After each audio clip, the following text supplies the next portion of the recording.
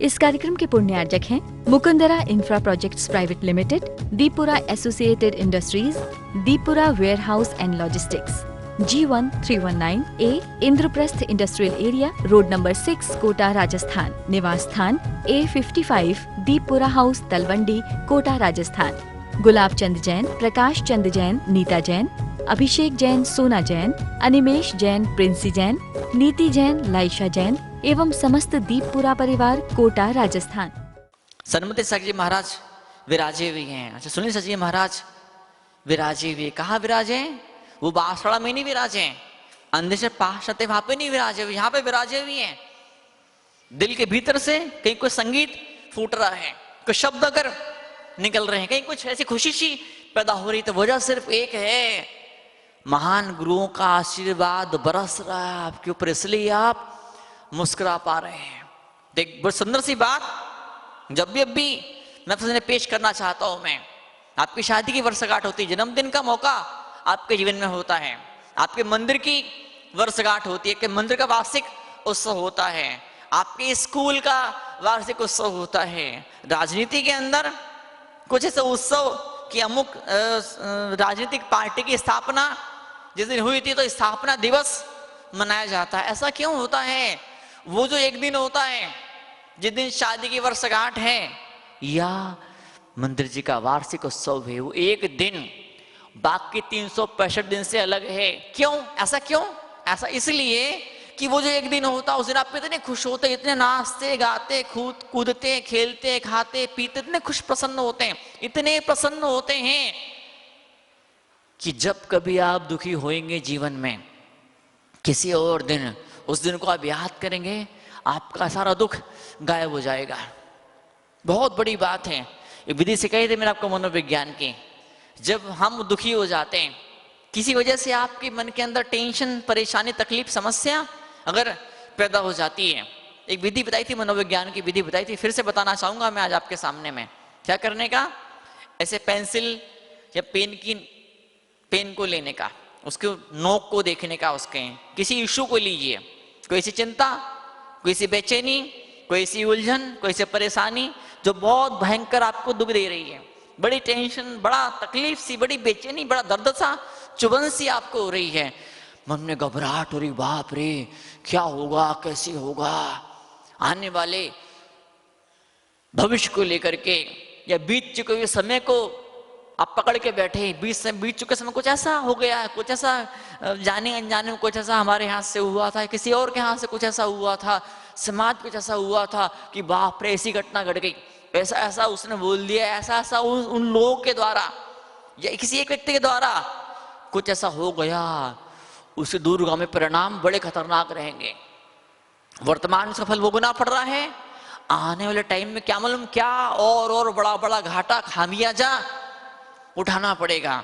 कोई चिंता, कोई सी चिंता हो, जब परिवार की हो, समाज की, आर्थिक समस्या हो, स्वास्थ्य संबंधी समस्या हो, परिवार में कुछ कलह कलेश का कुछ ऐसा कुछ इशू चल रहा हो, तो उसमें कोई सी भी समस्या हो, समस्या को चिंतन करिए, पेंसिल को सामने रखिए, पेंसिल का पैसा ले जाइए और पेंसिल की आके सिर्फ आंखों को घुमाना है, आपको गर्दन नहीं हिलानी है, फिर पेंसिल नीचे आएगी, आपकी आंखें नीचे आएगी, ऐसे 3 बार करिए, फिर पेंसिल को ऐसे ले जाइए, फिर इधर लाइए, फिर इधर ले जाइए, फिर इधर लाइए, फिर इधर ले जाइए, अंग्रेजी का एक्स बनाइए, फिर इधर ले जाइए, फिर नीचे लाइए, फिर इधर ले जाइए, फिर नीचे लेके आइए, फिर गोल बनाइए, पेंसिल की नोक को देखिए, गर्दन नहीं घुमानी, मात्र आँख की पुतली घुमानी है आपको, फिर ऐसा उल्टा चलिए, इसको उल्टा चलिए, फिर इसका फिर ऐसा ऐसा कर दीजिए, फिर मतलब 10-15 आकृति बनाइए।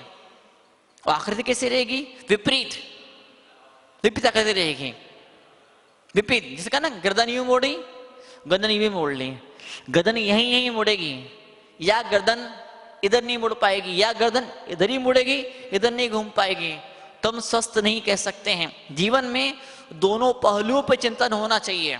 जीवन के अंदर प्लस पॉइंट कौन से होते हैं उस पर भी आपकी नजर होनी चाहिए, माइनस पॉइंट कौन से होते हैं उस पर भी आपकी नजर होनी चाहिए। कई सारी बार ऐसा होता है, ऐसा मोह पड़ जाता है, ऐसा ज्ञान का अंधेरा आंखों के सामने छा जाता है कि किसी मोह की वजह से, किसी लालच की वजह से, किसी स्वार्थ की वजह से कोई समस्या का एक ही पहलू हमको दिखाई देता है, दूसरा पहलू हमको नजरअंदाज हो जाता है, दूसरा पहलू को हम नहीं देख पाते हैं। तो जब जिनवाणी माँ का स्वाध्याय करते हैं, नौकार मंत्र की जब माला हम फेरते हैं, तो जो साइंस जो बोलता है दिमाग के दो भाग होते हैं, राइट हेमिस्फीयर, लेफ्ट हेमिस्फीयर, सीधा वाला दिमाग, उल्टा वाला दिमाग, दाएं साइड का भाग, बाएं साइड का भाग। इन दिमाग के दोनों भागों के अंदर एक बैलेंस पैदा होना शुरू हो जाता है। फिर ऐसा होता है हम समस्या के दोनों पहलुओं की तरफ देखने लगते हैं। कुछ राग वाला पहलू भी नजर में आता है और द्वेष वाला पहलू भी नजर में आता है। फायदा होना वो चीजें भी नजर में आती है और घाटा क्या है वो चीज भी नजर में आती है। जो डिप्रेशन वाले लोग होते हैं, जो टेंशन वाले लोग होते हैं, जो दरिद्र लोग जो होते हैं, जो दुर्भाग्यशाली लोग होते हैं, वो लोग कैसे होते हैं? हर समस्या के, किसी भी समस्या नहीं तो भी किसी भी चीज के, किसी भी बात के, किसी घटना के, किसी वस्तु के, किसी व्यक्ति के नकारात्मक पहलू को ही वो लोग बार बार देखते हैं, उसी पर फोकस करते हैं। कुछ लोग ऐसे होते हैं जो बहुत ज्यादा ओवर एक्साइट होते हैं, जो बहुत ओवर कॉन्फिडेंस वाले लोग होते हैं, वो लोग भी लाइफ में कोई सफलता उपलब्धि नहीं पा सकते हैं, नहीं पा पाते हैं। तो ऐसे लोग क्या करते हैं? हर चीज के अंदर पॉजिटिव पॉजिटिव देखते रहते हैं, बहुत बड़े बड़े सपने देख लेते हैं, बहुत ऊंची चीज उड़ाने भर लेते हैं। अब मैं ये बिजनेस करूंगा, फिर उसमें इतना फायदा होगा, फिर इतना पैसा आएगा, उसको मैं यहाँ लगाऊंगा, फिर उसको मैं वहां लगाऊंगा, फिर मैं ऐसा करूंगा, फिर मैं वैसा करूंगा, फिर ये वाला प्लानिंग, फिर वो वाला प्लानिंग। और रियल लाइफ में जब वैसा करने जाते हैं तो क्या होता है? टाए टाए पूरी हवा निकल जाती है। जब कभी बाहर त्योहार का मौसम आपके जीवन में आता है, उस मौके पर क्या करते हैं आप लोग? उस मौके पर दुनिया भर की खुशियां मनाते हैं। तो असली में खुशी नहीं मना रहे होते हैं, आपने पूरे साल भर के अंदर जो दिमाग में कचरा इकट्ठा करके रखा है, जो टेंशन लेके दुखी होकर के, दुखी कर करके, क्या परेशान होकर के, जो कुछ मानसिक रूप से, भावनात्मक रूप से विचारों का कचरा आपने इकट्ठा कर रखा होता है, उस विचारों के कचरे को निकालने के लिए ये बाहर त्योहार और वर्षगांठ और सालगिरह और वार्षिक उत्सव आपके लाइफ में आया करते हैं। बाहर कचरा निकले जरूरी है, बाहर कचरा निकलना जरूरी है, पर बाहर का कचरा निकलने के साथ में भीतर कचरे को निकालने का मौका हमारे बीच में आता है। आज जवाहरनगर मंदिर जिसे जब लौट के आ रहे थे तो खूब सारे झाड़ पेड़, खूब सारे बड़े बड़े पेड़, वही पेड़ रोज होता था, उसी पेड़ के नीचे से हर रोज निकलना होता था। पर आज मन में चिंतन पैदा हुआ, क्योंकि मुनि नीचे देख के चलते हैं, मुनि जब चलते नीचे देख के मुनि चलते हैं, खूब सारी पत्तियां पड़ी हुई थी, शायद जोरदार तूफान आया होगा, वो जोर से आंधी जैसा कुछ आया होगा, खूब सारी पत्ती टूट टूट के नीचे गिर गई। मन में चिंतन पैदा हुआ, ऐसी क्या मालूम कितनी हजार पत्तियां अभी एट ए टाइम इस पेड़ में अभी भी लगी हुई, 1000 पत्तियां इस पेड़ में अभी भी लगी हुई हैं। आज से साल भर पहले दूसरी पत्तियां थी, फिर इसके 2 साल पहले कुछ अलग पत्तियां थी। हर पतझड़ आता है, पतझड़ के अंदर पत्ती गिरती है, फिर नई पत्ती आती। क्या मालूम कितने पतझड़ आए और चले गए। हर एक पत्ती ने कि छोटी सी होती, इतनी छोटी पत्ती होती है। पीपल का पत्ता इतना बड़ा होता है तो कितनी मुलायम पत्ती होती है, पत्ती का साइज कितना छोटा, इतना विशाल पेड़, बरगद का पेड़, पीपल का पेड़, नीम का पेड़, कितना विशाल पेड़, ऐसा मोटा मोटा तना, ऐसी मोटी मोटी डालियां उसकी, क्या वो इतना मोटा तना, वो ऐसी डालियां, वो कैसे बन गई बताइए आप? इतना मोटा तना, ऐसी वो डाली कैसे बन गई? क्या मालूम कितने सारी बहारें आई, हर एक बहार के अंदर, हर एक पेड़ पर हजारों हजारों पत्ती आई, हर एक पत्ती ने सूरज का उजाला लिया, पानी खींचा, वो जब सूरज का उजाला लिया, पानी खींचा, हवाओं का संपर्क उसे मिला, क्लोरोफिल बनाया, पत्ती हरी भरी हुई, पत्ती ने भोजन का निर्माण किया। फिर उस पत्ती ने जहां जहां से भोजन लिया था, जड़ का रोल था, कुछ अंश जड़ को गया, पत्ती ने जो कुछ खुराक, जो कुछ भोजन पोषण प्राप्त किया, तो कुछ हिस्सा जड़ों को गया, कुछ हिस्सा तनों को दिया उसने, कुछ हिस्सा डालियों को गया, कुछ हिस्सा उसने अपने पास में रखा। फिर एक दिन ऐसा भी लाइफ में आया, पत्ती पीली पड़ गई, पत्ती पेड़ से हट गई, झड़ गई, नीचे गिर गई, फिर नई पत्ती की जगह आ गई, फिर नई पत्ती आई। ऐसी हजारों लाखों पत्तियां इकट्ठी हुई आई। उन हजारों लाखों पत्तियों का योगदान है, उन लाखों लाखों पत्तियों के योगदान की वजह से इतना मोटा तना, इतनी मोटी बड़ी डालियां, इतना विशाल पेड़ आपको दिखाई दे रहा है। ऐसे ही जिन धर्म का, संस्कृति का, सभ्यता का, सदाचार का, संस्कारों का, तपस्या का, त्याग का जो भारी भरकम, जो विशाल पेड़ आपको दिखाई दे रहा है, इस विशाल पेड़ को इतना विशाल बनाने के लिए, इतना खूबसूरत, इतना शानदार बना देने के लिए, इतना छांवदार बना देने के लिए, क्या मालूम, हम जैसी मुनराज रूपी, आप श्रावक जैसी, श्रावकों जैसी लाखों लाखों पत्तियों का योगदान रहा है। कई तो पत्तियां ऐसी भी है, काल के गाल में समा कोई नहीं जानता है। इस प्रवचन पंडाल के अंदर कई तो ऐसे मौके भी आए, पूरा पंडाल भरा रहा।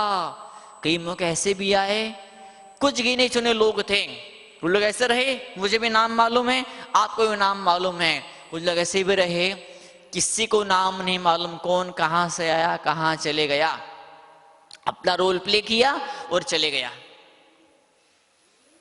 हम वो पत्ती बने, हम वो पत्ती बने जिस पत्ती से पेड़ को पोषण मिलता है, पेड़ को खुराक मिला करती है। पहले पत्ती का लंबा जीवन नहीं होता है, एक पतझड़ होएगा, पत्ती टूट जाएगी, गिर जाएगी। भले पत्ती टूट गई, गिर गई, गिरते पत्ती को गौरव है, गिरती हुई उस पत्ती को खुशी है, आनंद है, प्रसन्नता है कि मैंने कुछ दिया इस पेड़ को, इस पेड़ को मैंने हरा भरा किया। भले 1 साल तक हरा भरा रखा मैंने। कुछ शावक, धर्मात्मा शावक ऐसे हैं कि जिन्होंने लगातार 4 महीने लगे रहे, कुछ 4 महीने तो नहीं लगे, कुछ लोग वक्त वक्त पर आते रहे, जाते रहे, कुछ ऐसे भी रहे पूरे 6 माह में कम से कम 1 दिन, एक बार तो आए और बैठे। उनका भी योगदान है, उनके महत्व को रेखांकित किया जाता रहा है, किया जाता रहेगा। तो महान क्षण है हमारे बीच में। हमें इस विरासत पर गर्व होना चाहिए।